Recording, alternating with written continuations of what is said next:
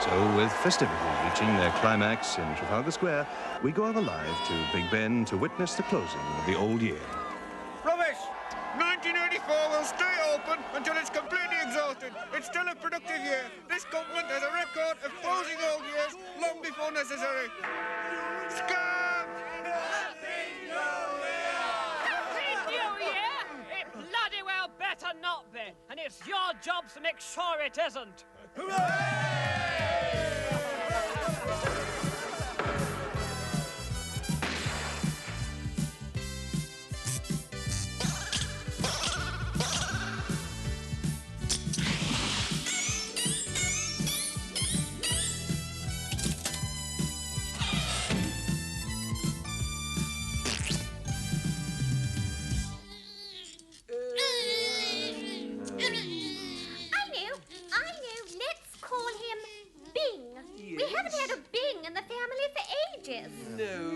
I still don't see what's wrong with Charles. Should we not going to call him Charles? Okay, how about Dick? What? No, wait, John Thomas. No.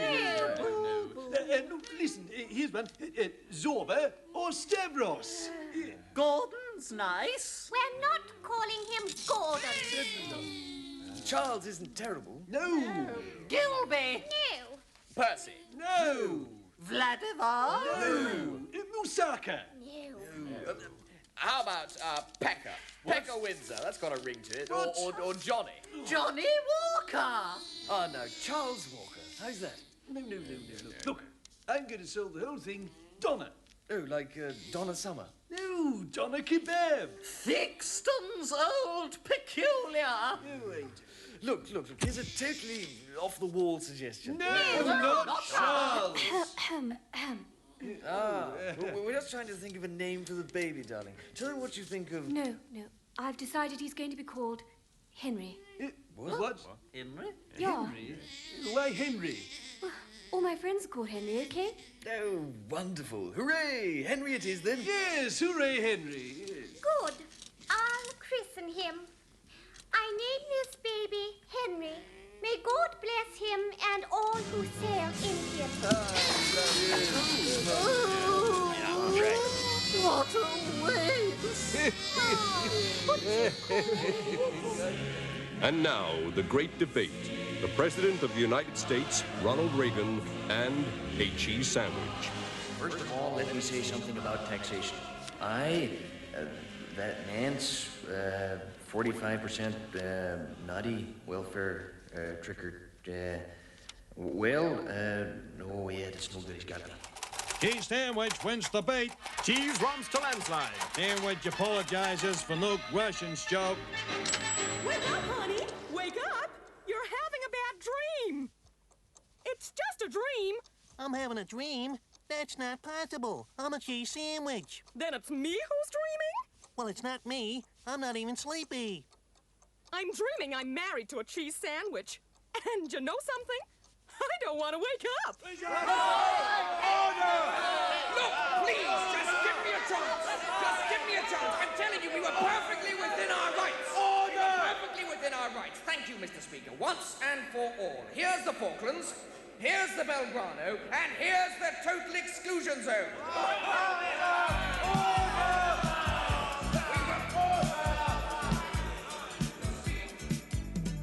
War is naughty. And people who go to war are naughty people. Wars are naughty, and people are naughty. And anyone who starts one should be sent to bed early. War is naughty, really naughty. And even the smaller wars are very naughty, 'cause they could get bigger and be like the big ones, which I think I've covered in some depth already. What we're saying is that war makes people dead instead of being still alive instead. And if that sounds right to you, you must have lost a screw. You must be rather funny in the head. I mean, right? War is naughty, really naughty. And the people who start them must be really spoiled people. They're badly brought up, and the man who thought up the idea in the first place must be downright beastly. War is naughty,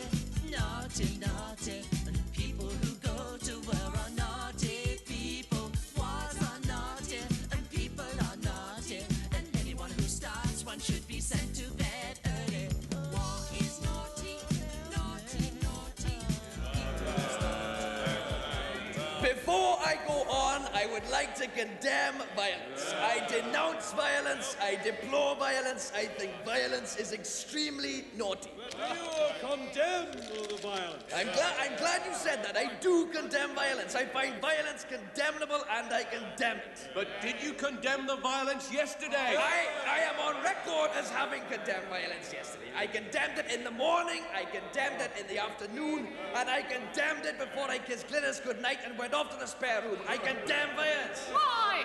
Because I've got nothing worthwhile to say, and that's why I condemn the violence. I condemn... This is exactly the kind of thing I'm not too keen on. Mr. Speaker, is it in order for the Leader of the Opposition to have his earlobe bitten during a session? Quieten down, you rabble. Right. Lights, please. Hello. Yes. 2 strawberry mirrors and a foot-long dog, please. Go away, Dimbleby. Right. First slide, please. A policeman on horseback sees a woman he hasn't seen for a long time and decides to surprise her with a bunch of flowers. Yeah. Hadn't we better, change it, sir? We already have changed it.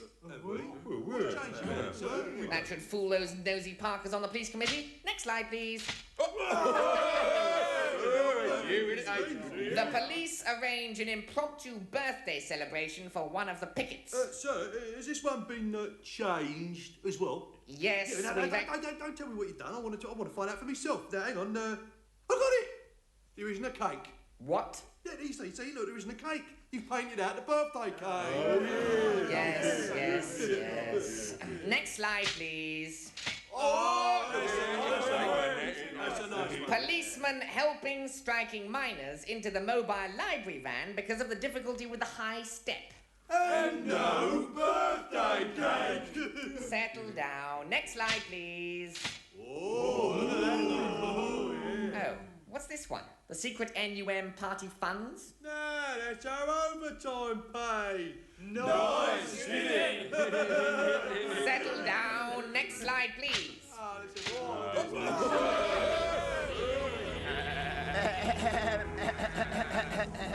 How much longer can the Church of England go on stalling and prevaricating in the face of growing and insistent demands for the ordination of sheep? It is the high time that sheep were allowed to play a full part in the life of the church, instead of just being allowed to do walk-ons in nativity plays. We demand the ordination of sheep now, like Jesus said in the Bible. Thank you. He also said, feed my sheep. Shut up. Jesus made it quite clear that he expects sheep to be priests. Did he? Of course he did. Seek and you shall find, he said. Ask and you shall be given. Knock and it will be opened unto you. Oh, it had to be you.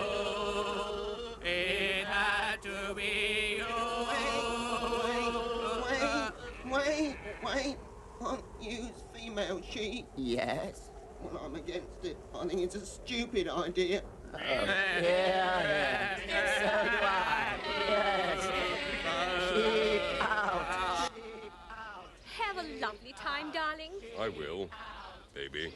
You are an absolute master of negotiations, and everyone in Europe knows it. Yes, I jolly well am, aren't I? And you are all set to negotiate with the Chinese over Hong Kong. Yes, I've got everything I need right here. Give 'em hell.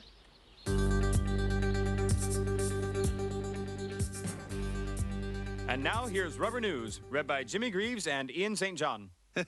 Funny old year 84, wasn't it, really? I see old Mrs. T was voted Woman of the Year. So your prediction was wrong, eh, Greavesy? Yeah, poor old Russell Hartley only come in fourth, didn't he? Yeah. And the saddest story for me was poor old Muhammad Ali.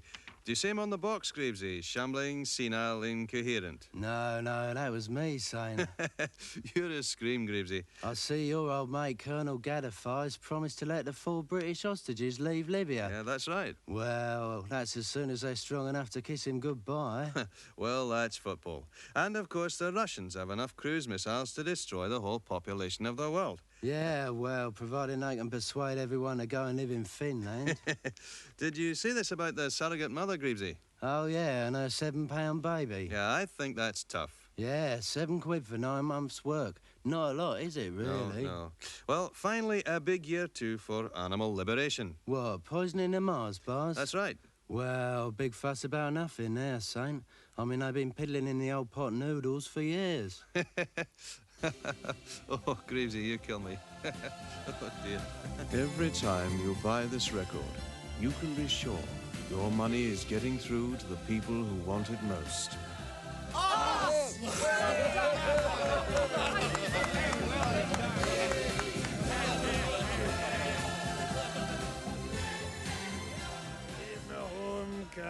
Uh-oh, the flashing blue light.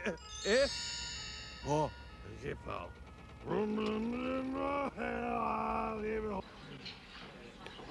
Your turkey, sir.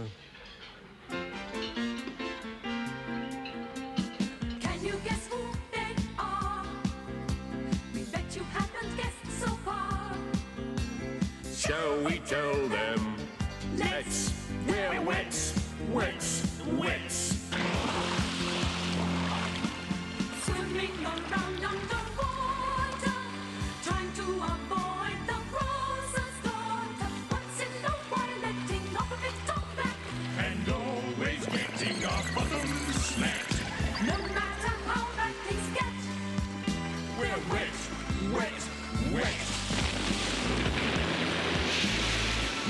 I'm a wet, and my name is Pim. Me, I'm a wet, but you won't have heard of him. Don't dare come out and speak what we oughta. Just blow bubbles underwater, no matter how bloody awful things get. Because we're wet. Once in a while, we stick up our hand to find out that things are not going as planned. But we never risk our neck. We're only fishy fellows and we're scared as heck. We're just drifting around underwater, trying to avoid the prince's daughter. We used to be in the leader's pack. Now we flick these signs behind her back, doing so all as the son of England says, 'cause we're wet. We're wet.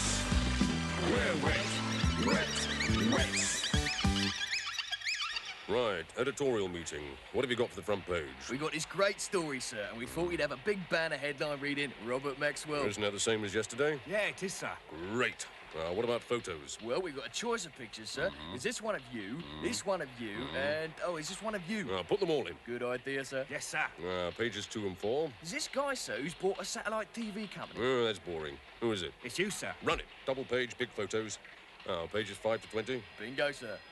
With pictures of your family, your daughter, your son, Mrs. Maxwell. And pictures of you, sir. Love it. What's the bingo prize? Well, we wanted to make it something really valuable. So we thought we'd give away a photo of you. It's not enough. How about a million photos of you? That's more like it. Now, sports pages. There's only one story here, sir. Oxford United. What have they done? They've got you as chairman.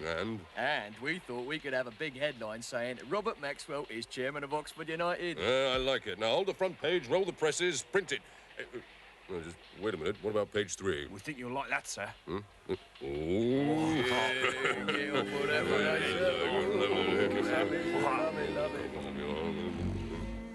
And now Sir John Gielgud reads Ode to Prince Harry by the Poet Laureate Ted Hughes. Disemboweled fox, goshawk ripping out the windpipe of a vole, unspeakable things being done to a fish, hedgehog squashed flat by a Ford Fiesta, nasty, horrible, gruesome things under bushes that wolves have ripped apart, in other words. Happy New Year, Harry. And so, gentlemen, by this treaty, Her Majesty's Britannic government hands Hong Kong over to you in perpetuity. Congratulations, Sir Geoffrey. You are tough but fair man, and you have the sincere thanks of the whole of the Japanese government and the people. Bandy for girls, every Thursday. Part of the track, running for girls.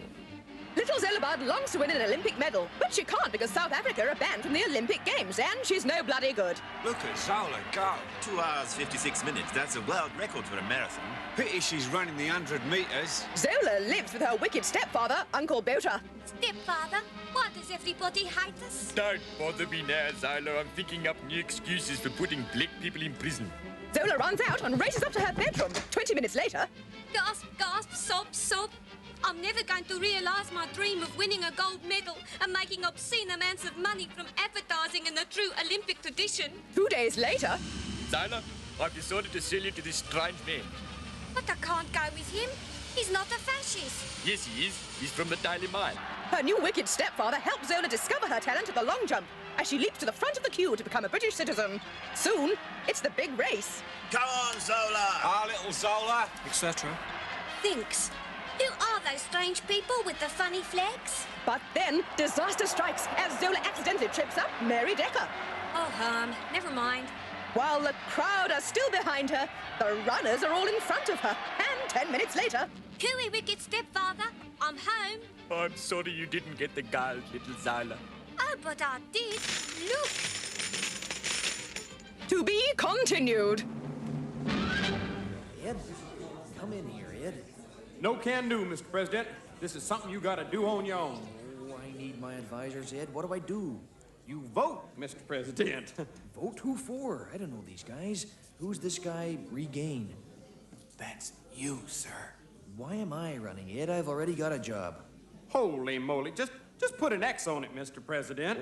Oh, I see. Give it my official signature. Okie dokie.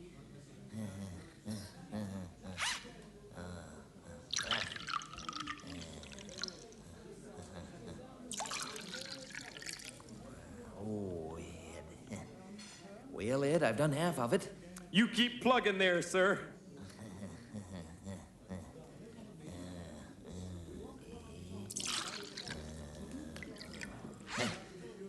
Well, my fellow Ed, that was easy. Did I win? Well, the results aren't out yet, sir, but I'm sure you're going to win. Okay, what do I win, Ed? A holiday, a TV, or one of those little cocktail sets with those wee monkeys that hang over the edge and those little umbrellas? God, I love those umbrellas, Ed. It's not a game show, Mr. President. It's an election. Oh, and here are the preliminary results. Congratulations, sir. In this state, you won a landslide. Mondale's only got one vote. Jesus, who could have been stupid enough to vote for Mondale? Oh, Mr. President. Oh, Ed. The first time we looked at David was 28 years ago. I'm a socialist. I've always been a socialist, and I always will be. I believe in state ownership of industry, the welfare state, and a compassionate society. I'm a social democrat. I've always been a social democrat, and a conservative is what I am, definitely. A conservative. Always have been and always will be a liberal. I believe in a caring society. I couldn't give a toss about a caring society. I am what I've always been. A Labour. Liberal. SDP. Conservative. Labour. Ecology Party. Republican. Marxist. Apolitical. Tory. That's what I am. I can't help it. That was over 9 seconds ago. But all we know about him today is that he's lost and living somewhere in the wilderness. Whatever happens, I'll never be in the wilderness, that's for sure. Now, what about the General Belgrano affair, Michael? The general affair, I think you mean, your wonderfulness? General Michael? I have made mention of the word Belgrano. A breach of all 40 sections of the Official Secrets Act. I didn't know there were 40 sections. I introduced them this morning, your gorgeousness, but I'm keeping it an official secret. Any other developments? We haven't managed to lose any more logbooks from HMS Conqueror, have we? HMS from now on, your scrumptiousness. Well, there is one thing. Yes. We have lost the said HMS. Lost a submarine, Michael. Your Magnificence. A nuclear has disappeared, posted in a plain wrapper by a deranged and potentially honest civil servant to an MP. Michael, let me get this quite straight. HMS, the nuclear that sank the General, is lost, presumed dead and buried somewhere at Mount Pleasant sorting office. That's it, your lusciousness. Until it surfaces, we're safe. And then, Michael? Well, your heavenly bodiness, I wondered whether the Cabinet might consider imposing a total exclusion zone within 150 miles of Tam Dayel. And how about another one round the Guardian offices? And while we're doing that, we could also do one round the middle of the...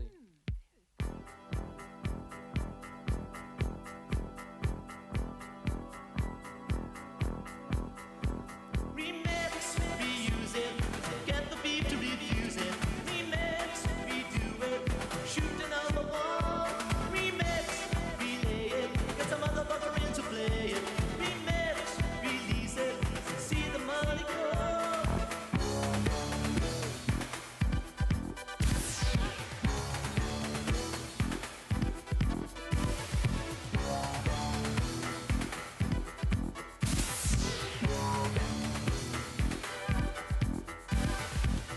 Farewell, faithful, sweat-stained donkey jacket. Goodbye, dear.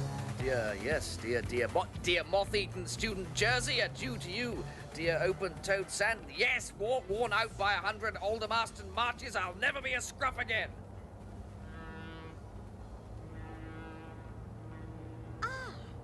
Just what I need for my next tour of Canada. The bigot is back. Watch out, foreigners, as Xenophobia Jones returns to the screen in The Toilet of Doom. See Xeno kill, maim, crush, insult, belittle, bump, and massacre anyone with the slightest tinge of a non-American accent. The trouble with the Spicks, Krauts, and Chinkies is they don't hate the wops enough. What's it say, Dr. Jones? Roughly translated, the wayfarer who seeks relief in the restaurant of Indian type must first traverse the steep stairway of death. Survive the narrow corridor of 1,000 trips. Pass through the room of meaningless cardboard and solve the riddle of the freshly painted toilet door. Oh no! The plane's out of control. The engine's gone. It's gonna crash. Could be worse, sugar. How? We could be on it.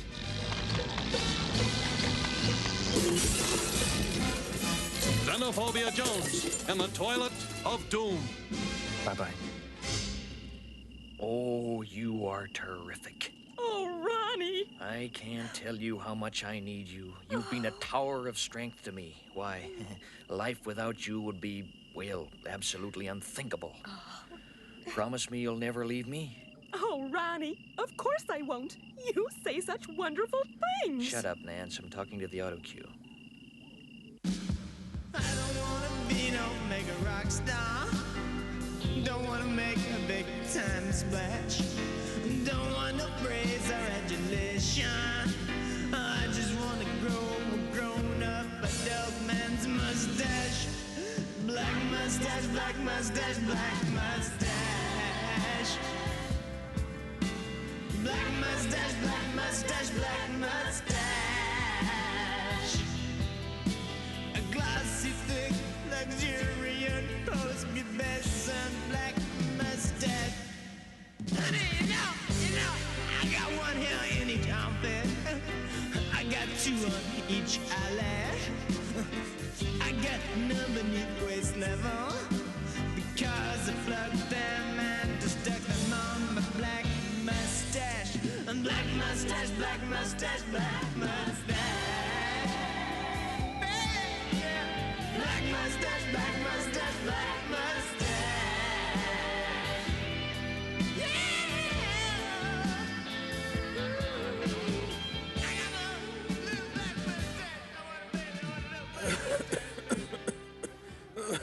Well, there goes my New Year's resolution.